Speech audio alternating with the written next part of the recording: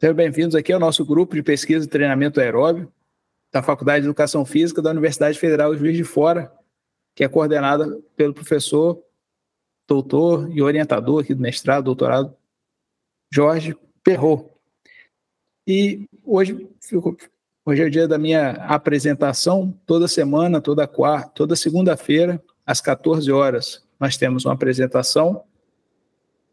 E hoje eu vou apresentar para vocês esse artigo, cujo título é Modificação da performance na corrida em fatores hematológicos de atletas treinados depois de uma periodização em bloco ou reversa, de 3 autores espanhóis. E esse artigo eu trouxe muito por conta desse Clemente Soares, que foi uma referência da apresentação que nós tivemos na semana passada, com a Elange, né? Foi semana passada, né? Se eu não estiver enganado, ou a Camille.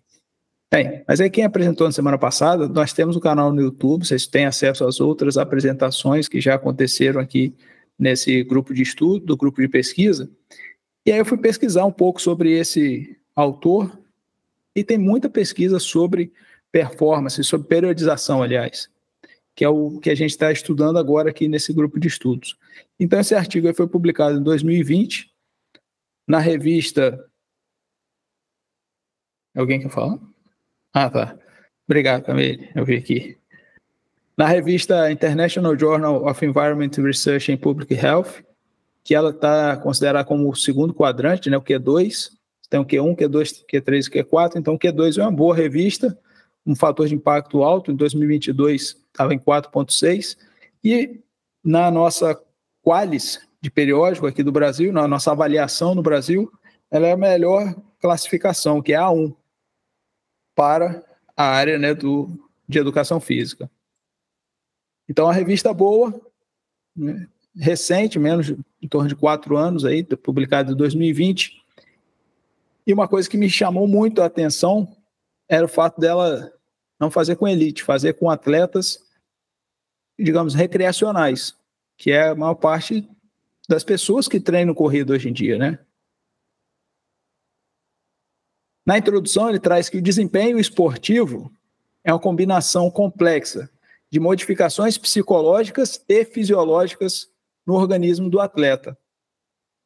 Especificamente em atletas de endurance, as modificações fisiológicas relacionadas com o sucesso foram claramente definidas por pesquisadores, né, antes desses artigos, nos quais o consumo máximo de oxigênio, o nosso querido VO2 máximo, o limiar de lactato e a eficiência parecem desempenhar papéis importantes no desempenho de endurance.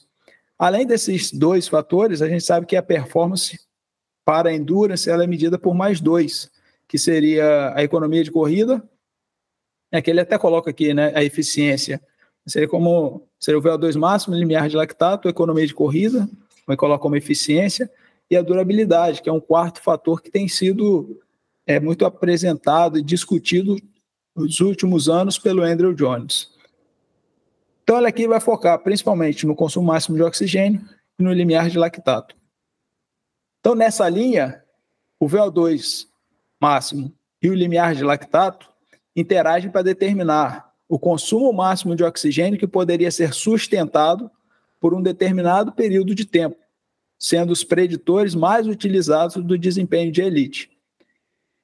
No nosso caso, como com atletas que não são de elite, a gente fica muitas vezes com o VO2 máximo porque não tem ou não medimos o limiar de lactato de forma direta, né? Assim como o limiar anaeróbio, o limiar ventilatório é um dos parâmetros fisiológicos relacionados especificamente com desempenho de endurance e ultra-endurance, sendo parâmetro treinável e tendo efeito direto no desempenho competitivo. Então, o treinamento contínuo e a distribuição racional das sessões de treinamento seriam esses pilares para a gente conseguir as adaptações fisiológicas corretas nos nossos atletas. Então, você treinar de forma contínua e distribuir as cargas de forma racional, é o que a gente entende que é o mais adequado para gerar adaptações fisiológicas que a gente quer para os nossos atletas amadores. Ou os atletas treinados, né, como eles colocam no título do artigo. Então, existem vários modelos de periodização de treinamento para atingir esse objetivo. Ele coloca como os modelos tradicionais de periodização, os modelos em bloco, esse modelo tradicional, modelo clássico, modelo linear, né, de periodização, seria o primeiro, lá de Matveyev. Os modelos em blocos, focados em concentrar a carga de treinamento em curto período de tempo para aumentar a adaptação orgânica, e o que ele coloca como paradigma de treinamento mais recente, baseado no treinamento de alta intensidade e baixo volume, que é a periodização reversa. Ele não vai aqui comparar os modelos tradicionais com a periodização reversa. Como vocês viram no título, ele vai focar principalmente nos modelos em bloco, da periodização em bloco e na periodização reversa. Quando tiver RP, não é recorde pessoal, tá? É Reverse Periodization, é periodização reversa. A periodização reversa, diferentemente dos modelos de periodização anteriores, inicia o macrociclo com um treino de alta intensidade e baixo volume, diminuindo gradualmente a intensidade e aumentando o volume ou, dependendo do esporte, mantendo a intensidade e aumentando o volume durante os períodos de treinos seguintes. A periodização reversa ela tem sido muito utilizada, principalmente na corrida com as corridas de longa duração, 21, 42, ultramaratona, porque naturalmente, dentro do macrociclo de maratona, nós já vamos aumentando o volume, certo? Agora, a gente tem que saber o que fazer com a intensidade. Então, aqui ele coloca o clássico da periodização reversa. Ou você vai diminuir a intensidade, ou você mantém a intensidade, enquanto o volume vai aumentando com o passar do tempo. Então, essas metodologias de treinamento em curto prazo foram relatadas como intervenções eficientes para aumentar a modulação simpática, para atingir diferentes adaptações fisiológicas relacionadas ao desempenho aeróbio, como aumento da capacidade de tamponamento muscular. Deixa eu mudar aqui, porque aeróbio, não existe aeróbico, e aqui é tamponamento.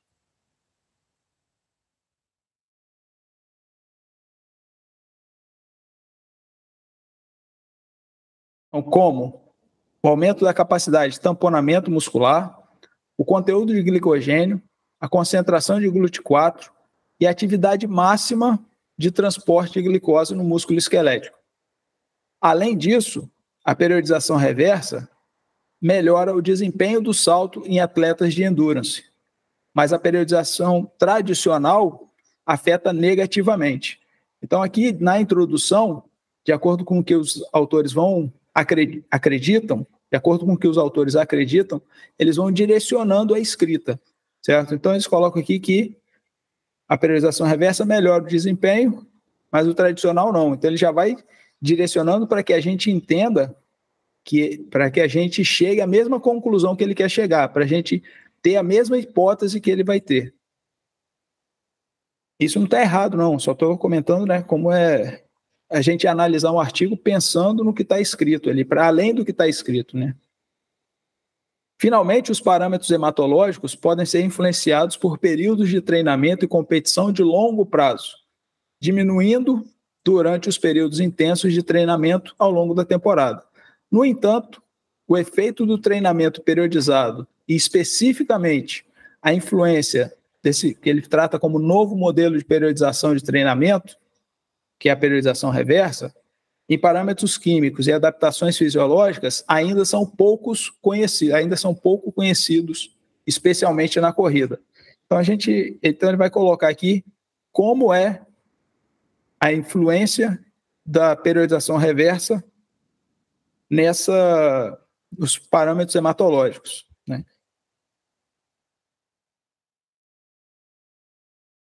O objetivo, então, é analisar o efeito de 12 semanas de uma periodização em bloco e uma periodização reversa sobre parâmetros hematológicos, sobre o salto contra movimento e o desempenho aeróbio, medido num teste em esteira e um teste contra relógio de 10 km.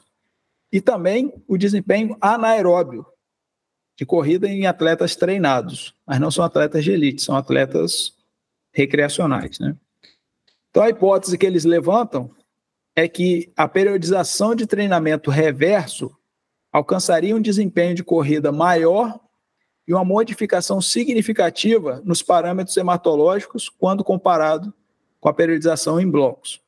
Eles acreditam que a periodização reversa vai ser melhor. Essa vai ser a hipótese que eles vão testar durante os resultados, né, nesse artigo. Então, o design do artigo são 12 semanas de treinamento.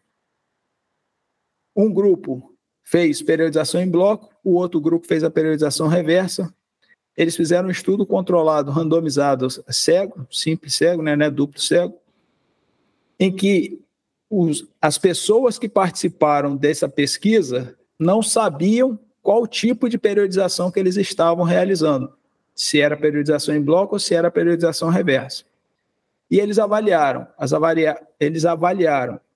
as variáveis hematológicas, a performance na corrida aeróbia e anaeróbia e o salto contra movimento jump.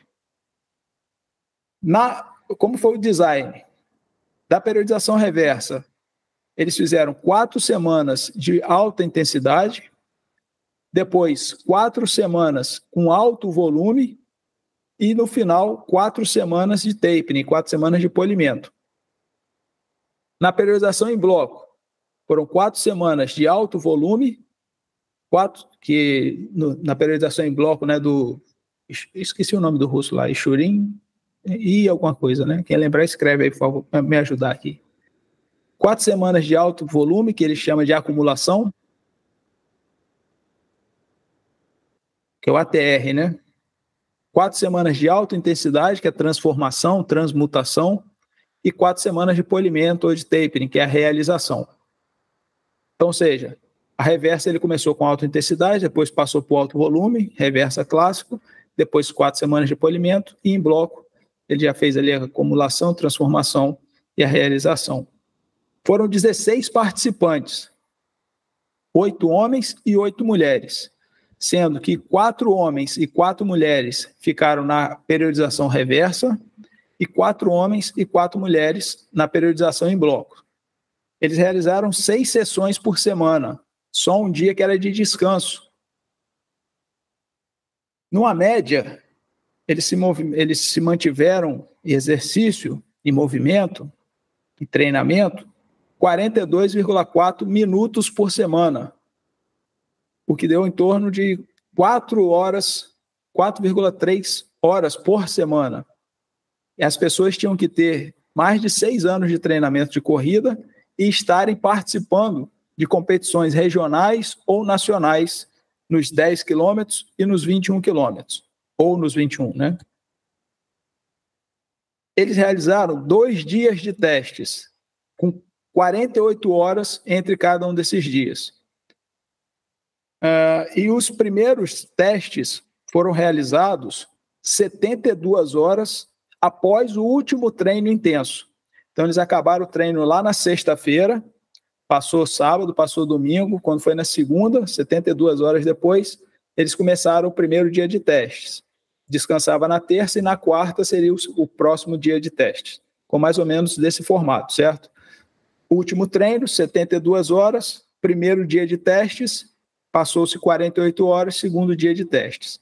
No primeiro dia de testes, eles faziam a coleta de sangue, o teste de sprint anaeróbio e o teste na esteira, que é com um analisador de gases. No segundo dia,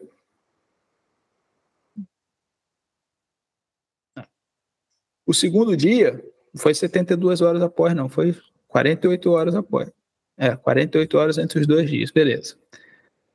O segundo dia realizava o salto contra movimento e o teste de 10 quilômetros. Eles fizeram um recordatório nutricional da primeira semana de todas as 16 pessoas e viram que não teve diferença entre essa questão alimentar dessas pessoas. E eu imagino que, como são 3 autores espanhóis, a pesquisa tenha sido feita na Espanha, né? Ou seja, a parte alimentar deles não foi diferente nessa primeira semana, então isso não se tornou significativo para esse artigo. Então, coleta de sangue. Foram avaliados os eritrócitos, o hematócrito, a hemoglobina, a ferritina, a glicose e os triglicerídeos. Ele chama de RAST, esse eu não conhecia, esse teste eu não conhecia, que é o teste de sprint anaeróbio de corrida.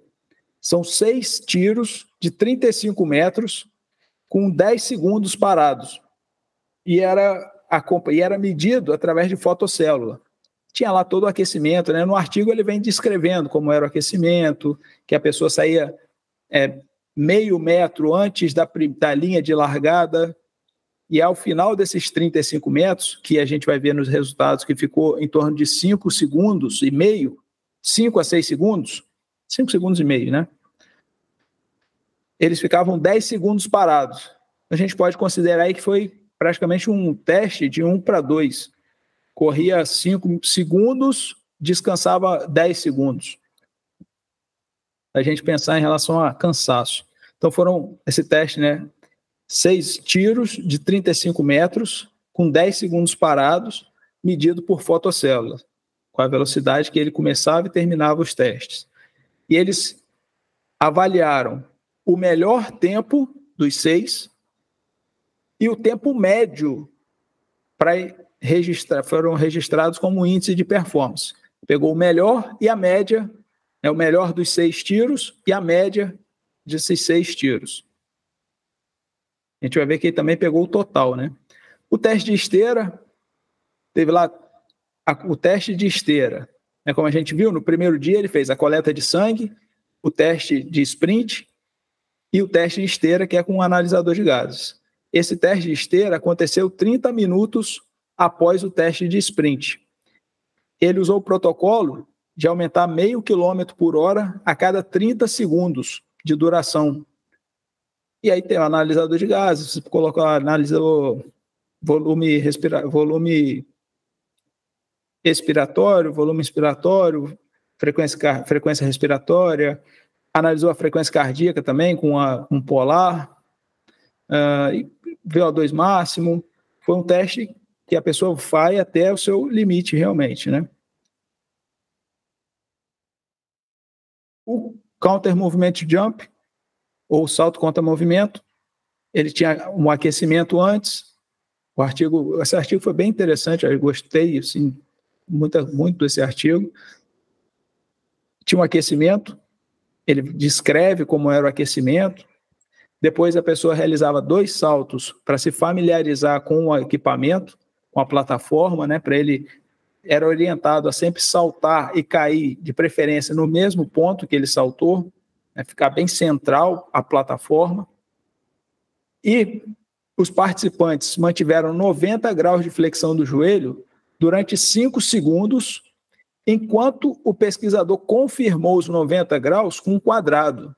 Entendi que esse quadrado era um gabarito, né? Que a pessoa ficava na posição com o joelho flexionado, a pessoa ia lá, conferia que realmente estava com 90 graus para poder realizar esse salto. Tinha 2 saltos com 1 minuto e meio de intervalo entre eles e só o melhor salto que era analisado. Eles pegaram a altura desse melhor salto entre os 2. Então ele tinha 2 saltos de familiarização e o teste eram 2 saltos também, com 1 minuto e meio de diferença entre eles. E só o melhor salto que era analisado. Os 10 quilômetros na pista, não tem mistério nenhum, eles foram lá para a pista e fizeram o melhor teste possível, o mais rápido possível.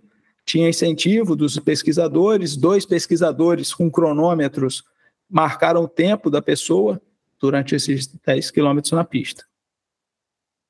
Vamos para o treinamento. Antes de começar o treinamento, eles tinham que ficar 3 semanas sem treinar, ou então estar numa fase off, mais do que 3 semanas sem treinar nada. Depois dessas 3 semanas, todos os 16 participantes realizaram 2 semanas iguais de familiarização, de treinamento. Você pode pensar como 2 microciclos introdutórios, ou como você gosta de chamar.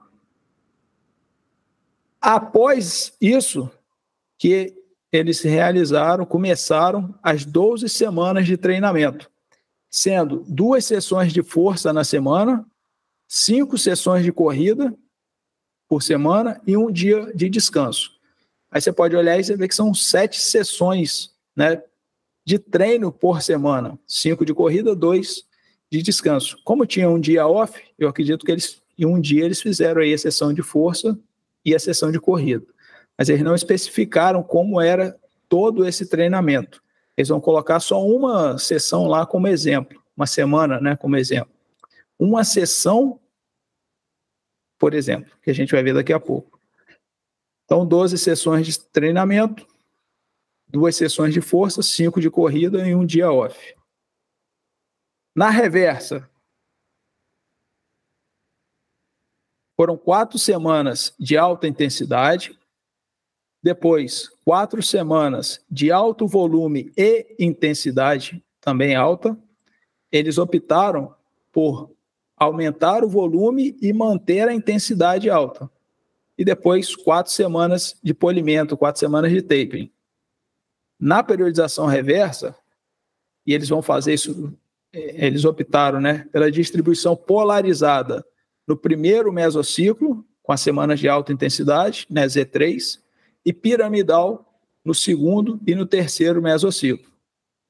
Uma coisa que vai ser bacana, que só está na conclusão, que eles usaram atletas recreacionais e usaram o treinamento real dos treinadores. Eles não elaboraram um treinamento para todo mundo. Eu acredito que tenha sido, né, o treinador passou o mesmo treino para 8 pessoas da periodização reversa e para 8 pessoas da periodização em blocos, para eles poderem avaliar. Mas depois eles vão falar um pouco mais sobre isso, por que eles optaram por fazer isso.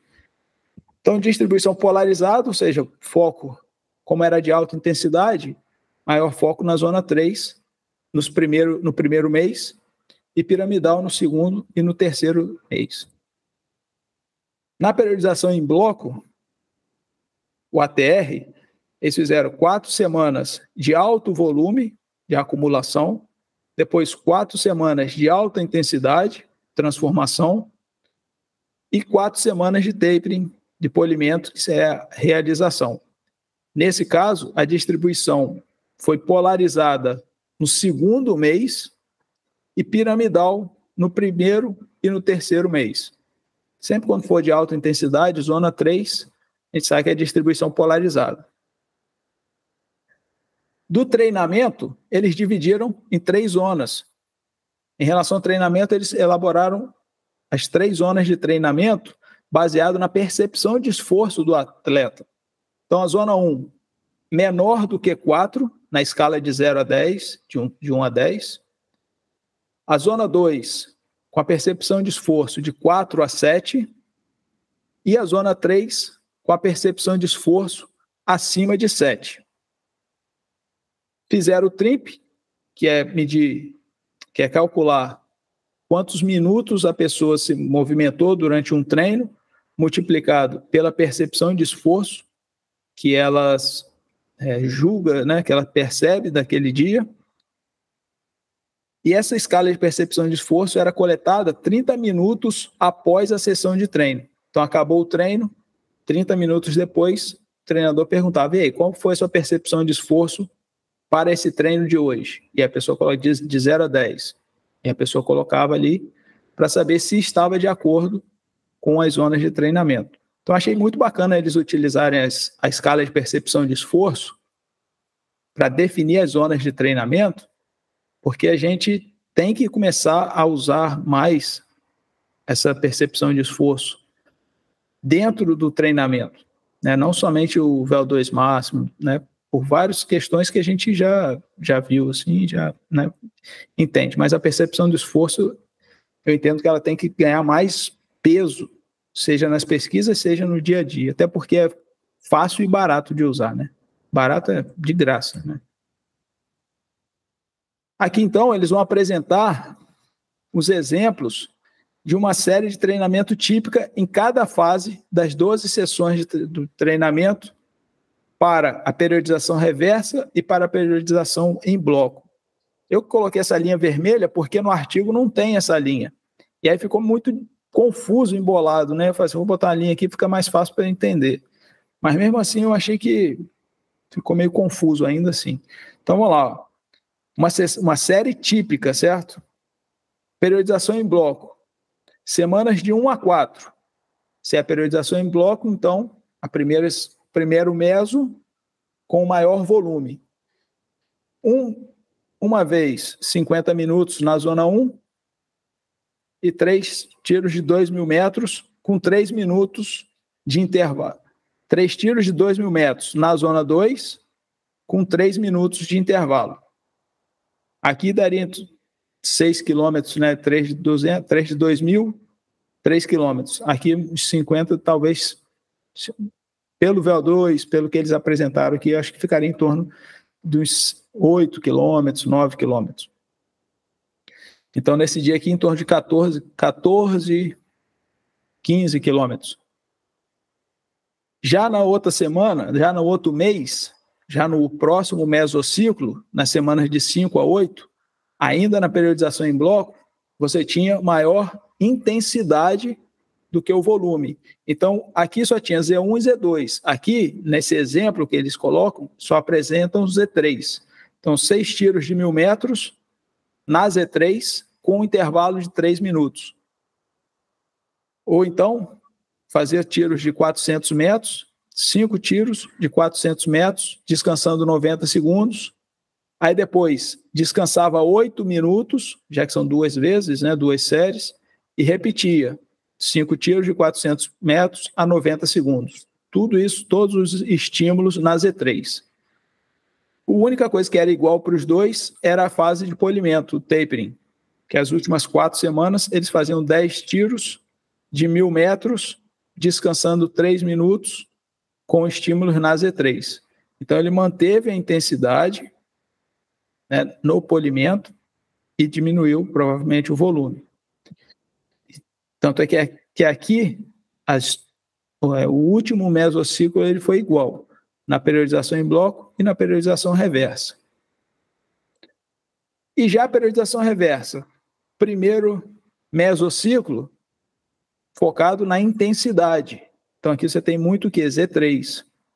Então, exemplo, 10 tiros de 200 metros na Z3, descansando 2 minutos. Então, tiro intervalado curto, intervalado com estímulos curtos. Ou então, eu não sei dizer para vocês se era na mesma sessão, se eram esses 2 treinos realizados no mesmo dia, então, porque eles só colocam como exemplo e não explicam muito bem como era esse treino, né? Ou então 3 tiros, 3 séries, aliás, de 10 vezes 100 metros, descansando 30 segundos na Z3. Então fazia 10 tiros de 100 metros, descansava 3 minutos, foi a primeira série. 10 tiros de 100 metros, descansava 3 minutos, foi a segunda série, 10 tiros de 100 metros e acabava o treino. Já no segundo mesociclo, na periodização reversa, você vai começar a focar mais no volume. Então, antes aqui não tinha Z1, Z2, aqui já aparece o Z2. Mantém ainda o Z3, mas o Z2 aparece aqui na periodização reversa no segundo mesociclo. Então, 8 tiros de 1.000 na Z2 com 2 minutos de descanso. Isso aqui é um treino clássico para aumentar VO2 máximo, né? 8 tiros de 1.000, né? Tiros de 1.000 com 2 minutos de descanso. É lógico que depende de quem é a pessoa que está fazendo esses 1.000 metros, né? Porque aqui uma das coisas que eu acho que eles poderiam ter feito diferente era ter feito mais como foi esse primeiro aqui, uma vez de 50 minutos. Ao invés de colocar a distância, talvez colocar o tempo que eles realizariam esse estímulo na Z2, na Z3, né, dos treinos intervalados. Porque a distância pode ser diferente. Para mim, para o Francisco, 8 tiros de 1.000 para mim vai ser um treino, para o Francisco vai ser outro, porque é muito mais rápido, certo? Mas a gente entende que é um treino que se aproxima muito do treino de melhorar o limiar, né? Eu falei VO2 máximo, não. Eu falei VO2 máximo, não. Esquece o VO2 máximo que eu falei.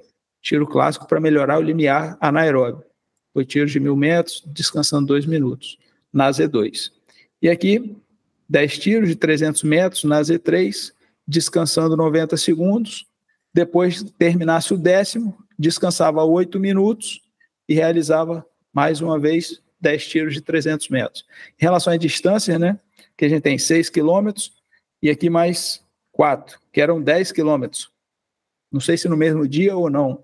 Como acredito que não, porque como os treinos eram de 42 minutos em média, 43, 45 minutos, não sei se eles faziam tudo isso no mesmo dia, né? Mas, como eles colocaram aqui séries, exemplos de séries típicas de treinamento, então pode ser que esse daqui foi um dia, esse aqui foi um outro dia, né? Acredito que tenha sido dias diferentes. Mas fica na dúvida, assim, né? Beleza, a estatística. Eles utilizaram o SPSS na versão 24, média de desvio padrão, teste Shapiro-Wilk para testar a normalidade, 0 a nova e o Bonferroni, para saber se tinha diferença e onde que estava essa diferença, o teste T da carga de treino dos programas e o tamanho de efeito do Cohen usando essa escala, né, de 0,2 era um tamanho pequeno, um efeito pequeno, maior do que 0,6 moderado, maior do que 1,2 grande e acima de 2 muito grande. E a diferença estatística é 0,05. Vamos para os resultados. Resultados em ambos os grupos em relação ao sangue, hematologia. Não teve diferença de nada. Somente, e também eles não colocaram asterisco. Então eu coloquei esses asteriscos em vermelho para ficar mais fácil aqui de lembrar durante a apresentação e para marcar, porque eles escreveram no texto onde tinha a diferença significativa, mas não colocaram esse asterisco, o jogo da velha, eles não diferenciaram nos gráficos, nas tabelas, onde que estava essa diferença. Então, por isso que eu coloquei aqui esse asteriscos. Então, ó, periodização reversa, são essas de cima, periodização em bloco, são essas de baixo. Pré-treino, pós-treino.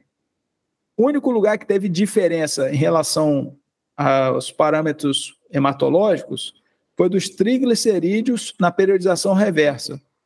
Aqui foi o único lugar que teve uma diferença significativa.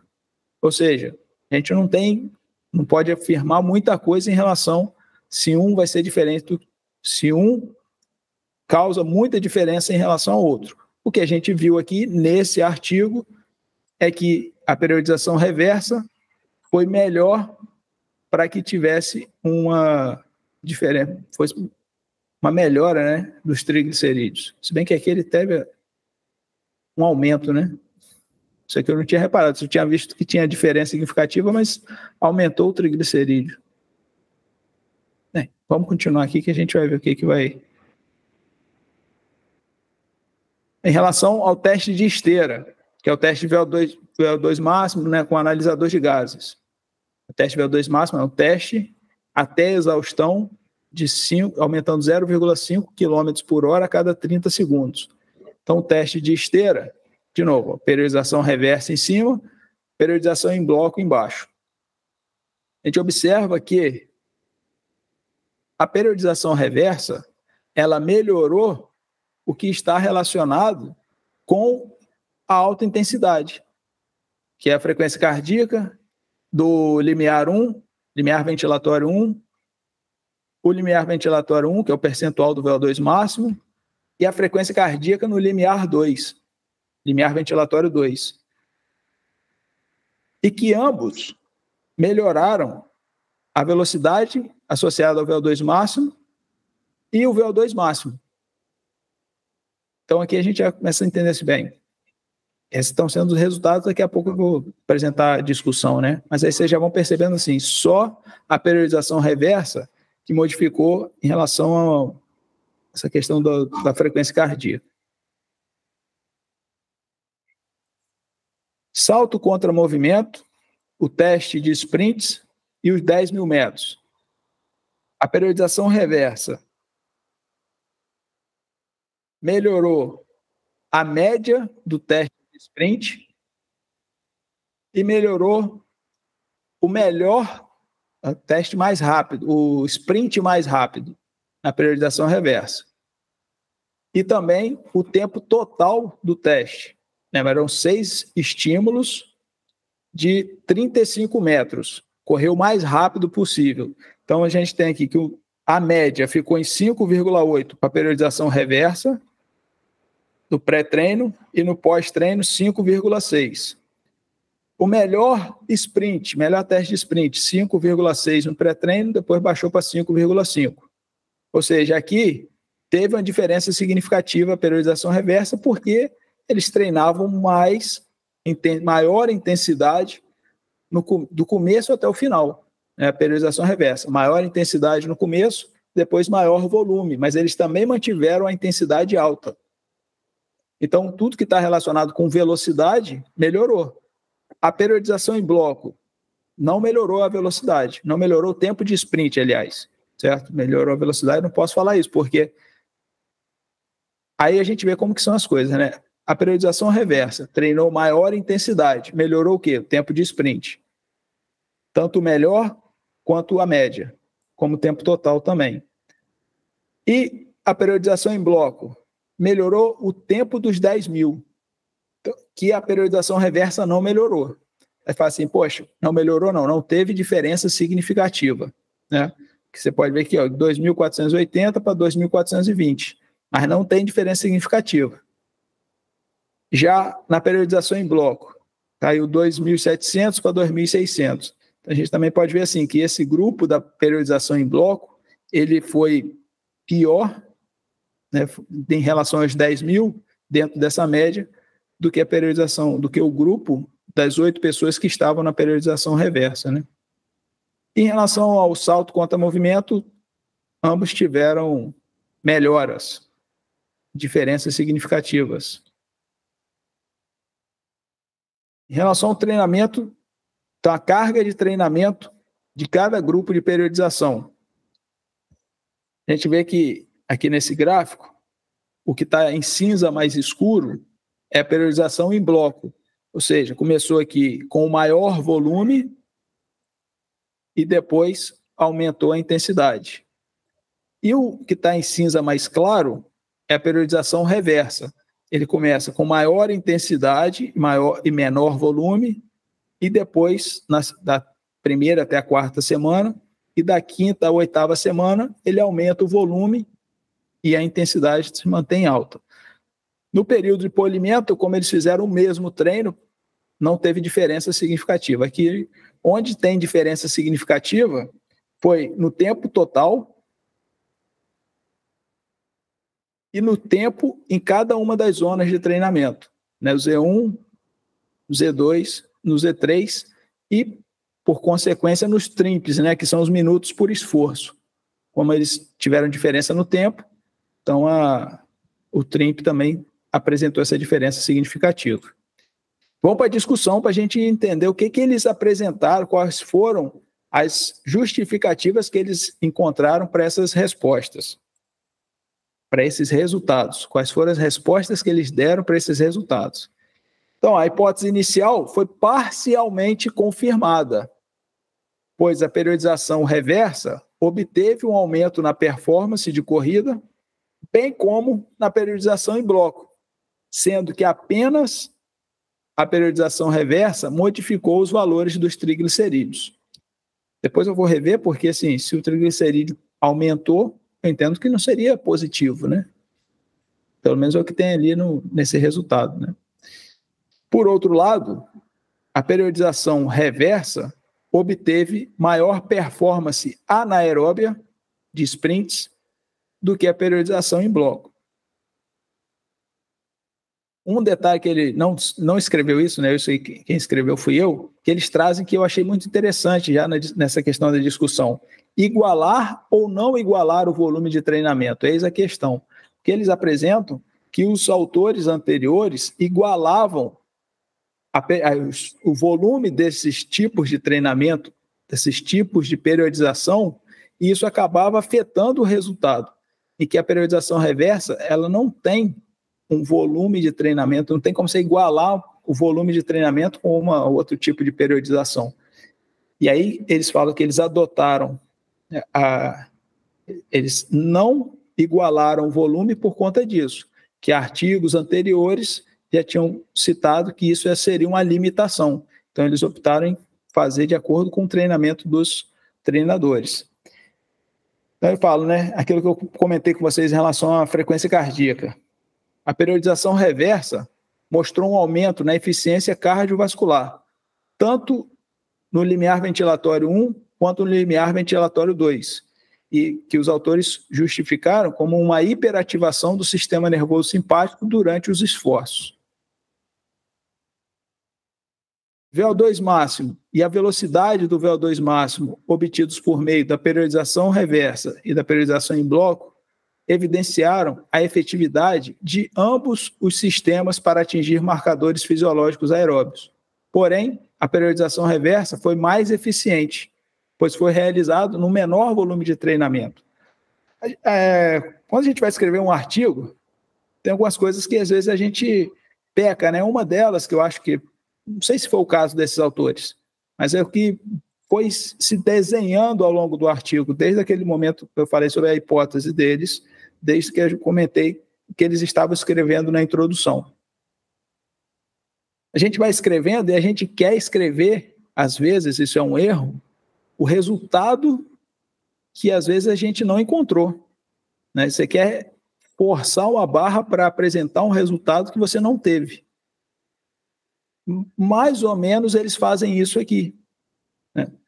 Porque eles querem que realmente eles estão defendendo a periodização reversa. Eles querem que a periodização reversa seja mais valorizada do que a periodização em bloco. Então, os resultados que eles vão apresentar, ou a forma como eles vão escrever os resultados e a discussão, vão nos levar a entender que realmente a periodização reversa é melhor, mas ela é melhor para algumas coisas. A periodização em bloco é melhor para outras coisas. Então, ó, o VO2 e a velocidade do VO2, por meio obtidos em ambas as periodizações, efetivaram a efetividade de ambos os sistemas para atingir marcadores fisiológicos aeróbicos. Porém, a periodização reversa se mostra mais eficiente, pois foi realizado em menor volume de treinamento. Em relação ao teste de 10 km, ambos os grupos aumentaram o VO2 máximo, mas somente a periodização em bloco melhorou o teste de 10 km. Então, nessa linha, as melhorias significativas da periodização em bloco poderiam estar relacionadas com maior volume de treinamento nas zonas de intensidade 2 e 3, específicas para melhorar o desempenho no teste de campo analisado. Então, aqui não teve como dizer outra coisa, né? E aí eu pergunto a vocês, que são aí treinadores, o que você quer com o seu atleta? Melhorar o VO2 máximo ou melhorar o resultado dele no teste de 10 km?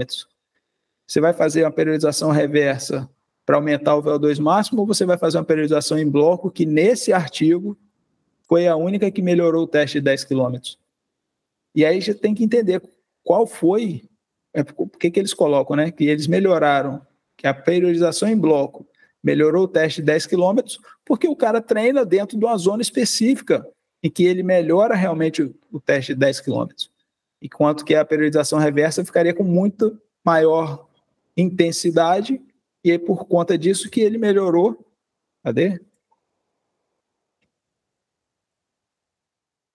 Vai ser no próximo aqui. Teste.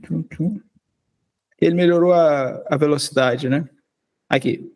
A periodização reversa obteve maior performance anaeróbia do que a periodização em bloco. O salto contra movimento não teve diferença. Ambos foram efetivos no aumento da altura do salto contra movimento. E uma das coisas que os autores alegam é que como os dois tiveram 1 mês de polimento, isso influenciou positivamente no resultado do salto contra movimento. Em relação à hematologia, o tipo de periodização não parece afetar as variáveis hematológicas analisadas nesse estudo, mostrando que os 2 tipos de periodização apresentaram a tendência não significativa de diminuição. Se não existe tendência não significativa, ou é significativa ou não é. Então, você escrever, você escreve até assim, no significative trend. Então, você apresentaram tendências não significativas, isso não existe. Não existe tendência para nada. Ou melhorou ou não melhorou. Então, como eles colocam, parece que não mudou nada em relação à hematologia o fato de fazer periodização reversa ou em bloco.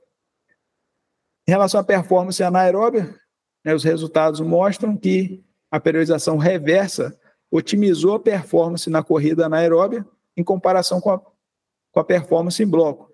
E eles alegam que as vias anaeróbias foram melhoradas, a capacidade de tamponamento muscular e a tolerância ao lactato foram melhoradas a partir do treinamento na periodização reversa. Ou seja, o foco todo em maior intensidade, mais velocidade, fica sendo algo que às vezes é óbvio que a performance anaeróbica deveria ser melhor como foi, né? Mas às vezes pode não ser, porque aí vai depender de outros fatores, como o design do artigo, né, da pesquisa e tal. Limitações. Amostra pequena, 16 pessoas, isso daí é uma limitação para todos os artigos que a gente tem em relação à corrida, principalmente pelo segundo ponto que eles apresentam, a dificuldade em você acompanhar um número grande de pessoas por um longo período de tempo. Eles avaliaram aqui, vocês podem ver, por 12 semanas de intervenção, mais 5 semanas antes, ou seja, foram praticamente 4 meses próximo a essas pessoas, essas 16 pessoas. Um primeiro mês ali de destreinamento e depois 2 semanas de familiarização, depois as 12 semanas de treinamento. Então, é difícil você acompanhar um grupo de pessoas por um longo período de tempo. E aí, como eu falei, né, eles optaram por analisar o treinamento real proposto pelos treinadores, seguindo ambos os modelos de periodização, e não apenas o conceito da periodização reversa. Como consequência, as conclusões não devem ser extraídas apenas da distribuição intensa do treinamento durante o macrociclo, mas sim do efeito cumulativo deste com a redução usual do volume total de treinamento, que é o paradigma da periodização reversa do treinamento, baixo volume e alta intensidade desde o início do macrociclo. Como sugestão para futuras pesquisas, os autores propõem uma análise para abordar a influência de cada fator individual no desempenho final dos atletas, para melhor compreender os princípios deste novo paradigma de treinamento. Ele coloca como novo, né? Mas eu não acho que seja tão novo assim. E a conclusão? A periodização reversa e em bloco são estratégias eficazes para melhorar as variáveis fisiológicas e a performance na corrida aeróbia durante um teste de esteira, mas apenas a periodização reversa aumentou o desempenho da corrida anaeróbia em um teste de sprint. Além disso, ambos os tipos de periodização de treinamento propostos neste estudo mantiveram os valores hematológicos dos atletas amadores. Além disso, no artigo eles colocam 10 semanas, mas só que eles colocam na introdução como 12. Na conclusão eles falam 10. Então, por isso que eu fiquei nessa dúvida, mas coloquei os dois. Além disso, 10 ou 12 semanas de um programa de periodização reversa aumentaram os valores de triglicerídeos no sangue. Aumentaram mesmo. Estranho, né? A única coisa que mudou do sangue foi o triglicerídeo. E ainda por cima aumentou. Talvez se for pensar na questão de utilização para fonte de gordura, né? Além disso, ambos os tipos de periodização melhoraram eficientemente o desempenho do salto. E agradeço aqui a todos vocês